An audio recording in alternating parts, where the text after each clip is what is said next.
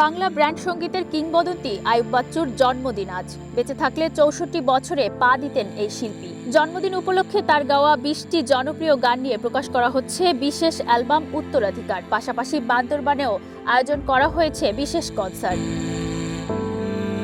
একটি গিটার, একটি কণ্ঠ আর অসংখ্য কালজয়ী গান। আইয়ুব বাচ্চু মানেই বাংলা ব্র্যান্ড সঙ্গীতের এক আবেগের নাম।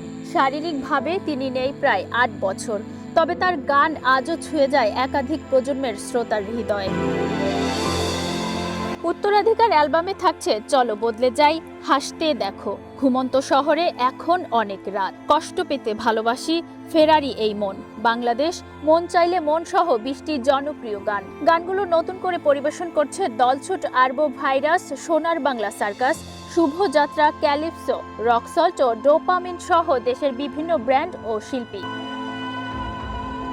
অনলাইন প্ল্যাটফর্মের পাশাপাশি সিডি আকারেও প্রকাশ হবে উত্তরাধিকার। আইয়ুব বাচ্চু ফাউন্ডেশনের উদ্যোগ প্রকাশিত এই অ্যালবাম থেকে পাওয়া অর্থ ব্যয় করা হবে আইয়ুব বাচ্চুর নামে মিউজিয়াম তৈরির কাজে।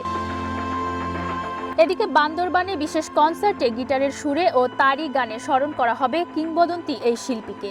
নতুন শিল্পীদের কণ্ঠে বারবার ফিরে আসছে আইয়ুব বাচ্চুর সৃষ্টি। আর উত্তরাধিকার যেন মনে করিয়ে দেয়, শিল্পী চলে গেলেও তার সৃষ্টির কোনো মৃত্যু নেই। সাগরিকা ইসলাম, প্রাইম টিভি।